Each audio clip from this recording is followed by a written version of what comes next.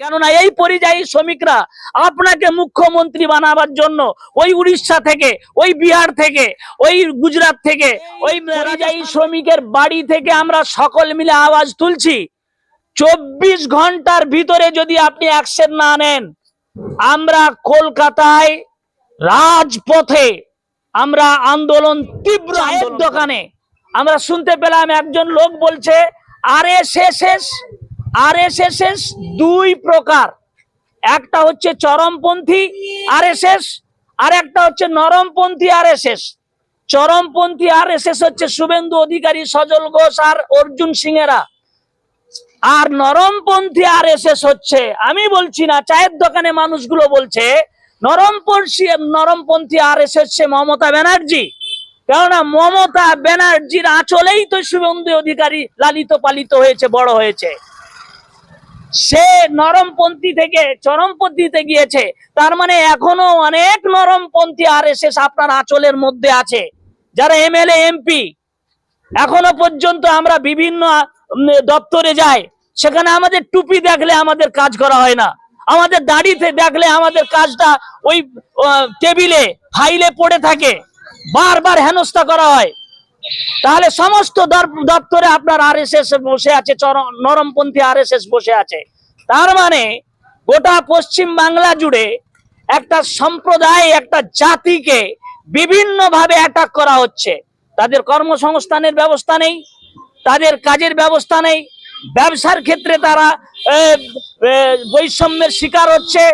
এমনকি স্বাস্থ্য কেন্দ্রে আপনারা শুনেছেন, গীতারাম হসপিটালে, সেখানে একটা বোরখা পরিহিতা মহিলা নার্স, তার অপরাধ সে বোরখা পরে গেছে, সে চরিত্রবান মহিলা, তার দেহ অপর পুরুষকে দেখাতে চায় না, কিন্তু সেই গীতারাম হসপিটালের চরিত্রহীন ওই লোকটি, তার সহ্য হলো না, চরিত্রবান মহিলাটাকে, কর্মঠ মহিলাটাকে নার্সের কাজ থেকে তাকে বাদ দিয়ে দিল, বরখাস্ত, তার চাকরি ছিনিয়ে নিল।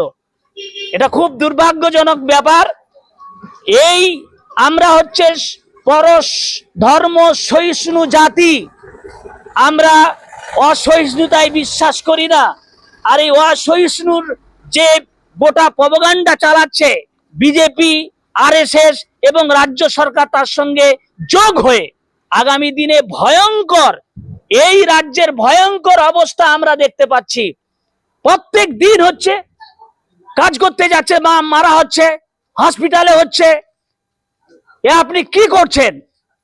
আজকে আমরা এখান থেকে অন্য রাজ্যে পরিযায়ী শ্রমিকরা আক্রান্ত হলে মুখ্যমন্ত্রী সমাধান হিসেবে সমষ্টি একটা প্রকল্প চালু করেছেন, এটাতে কি আপনারা সেটা কি সমাধান বলে মনে করছেন? আচ্ছা, 5,000 টাকা দিলে কি পরিযায়ী শ্রমিকদের তার বাচ্চার স্কুল হয়ে যাবে, তার বাড়ির রান্না বান্নার ব্যবস্থা হয়ে যাবে, তার শীতের দিনের কম্বল হয়ে যাবে, তার গরমের ফ্যানটা হয়ে যাবে, তার শিক্ষা চিকিৎসা, অন্ন বস্ত্র, শিক্ষা চিকিৎসা, বাসস্থানের ব্যবস্থা হয়ে যাবে? এসব ধোকা, বোকা বানিয়ে ধোকা দেওয়া, এই বোকা আর বানানো যাবে না। মানুষ অনেক সচেতন হয়েছে। আমি আপনাকে বলবো, আপনার সৎ সাহস যদি থাকে, আপনি সত্যি যদি পরিযায়ী শ্রমিকের সাথে আপনি থাকতে চান, তাহলে এই পরিযায়ী শ্রমিকগুলোকে বিভিন্ন রাজ্য থেকে নিয়ে এসে এই রাজ্যে কর্মসংস্থানের ব্যবস্থা করে দিন আপনি, তারা যেন 20,000, 25,000, 30,000 এই ধরনের স্যালারি পায়, এরকম একটা ব্যবস্থা করুন। তবেই আপনি মনে করব পরিযায়ী শ্রমিকের সঙ্গে আপনি আছেন। কারণ আপনার যেভাবে বিয়ে শাদী করার জন্য মানুষ যেভাবে আনন্দের মেজাজে আসে, খুশির মেজাজে বিধানসভা ভোটে, তাকে মমতা ব্যানার্জিকে মুখ্যমন্ত্রী করতে হবে। তারা আনন্দের মেজাজে এসে আপনাকে ভোট দিয়ে, আপনার এমএলএ এর সংখ্যা বাড়িয়ে আপনাকে মুখ্যমন্ত্রী 1 বা 2 বা 3 বার বানিয়েছে। আর সেই পরিযায়ী শ্রমিকদের সঙ্গে আপনি কি ব্যবহার করছেন? আমরা এর জন্য, এই যে মহিলারা দেখছেন, এই সমস্ত মহিলা মাঠে নামবে, গোটা পশ্চিম বাংলা উত্তাল হবে ইনশাল্লাহ। আমরা এটা ছেড়ে দেব না। এর জন্য আমরা নন্দকুমার থেকে শুরু করে একদম কলকাতার রাজপথ পর্যন্ত আমরা ঘেরাও করব। আজকে এখানে আসলেন উড়িষ্যায় আক্রান্ত পরিযায়ী শ্রমিকের বাড়িতে, এখানে এসে আপনি বিষয়টা কি জানতে পেরেছেন? বিষয়টা বলতে, এই যে বিজেপি সরকার, বিজেপি সরকার হচ্ছে অসহিষ্ণু সরকার। এদের এজেন্ডা হচ্ছে মুসলমানকে ধ্বংস করো। পরিযায়ী শ্রমিক আপনার দেখুন তো, পরিযায়ী শ্রমিক মানে আক্রান্ত হচ্ছে মুসলমানেরা, তার মুসলমানদেরকে অ্যাটাক করা। তারা বিভিন্ন ধরনের আইন তৈরি করেছে, যেটা সংবিধান বিরোধী আইন, যেটা বৈষম্যমূলক আইন, মানবতা বিধ্বংসী আইন। এই আইন তৈরি করে মুসলমানদের মসজিদ মাদ্রাসা কেড়ে নেওয়া হচ্ছে। আবার পোর্টাল তৈরি করে রেজিস্ট্রেশন নাম করে পুরো ওয়াক্ফ সম্পদটা লুটে নিতে চাচ্ছে। এতেও তারা খুশ নয়। তারা চাকরি পায়নি, চাকরির ব্যবস্থা নেই।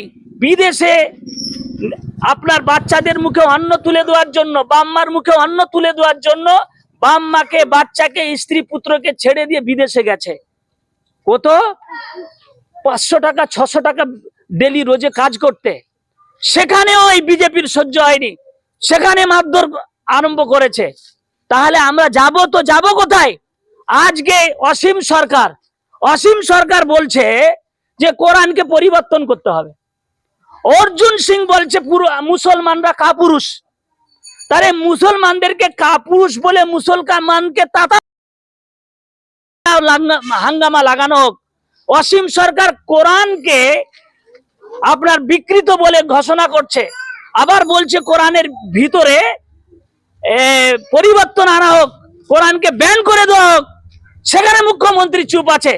অসীম সরকারকে এই মুহূর্তে গ্রেফতার করতে হবে, অর্জুন সিংকে এই মুহূর্তে গ্রেফতার করতে হবে, সজল ঘোষ আর এই শুভেন্দুদেরকে, এদেরকে গ্রেফতার করতে হবে। তা না করে গ্রেফতার করছে কাদেরকে?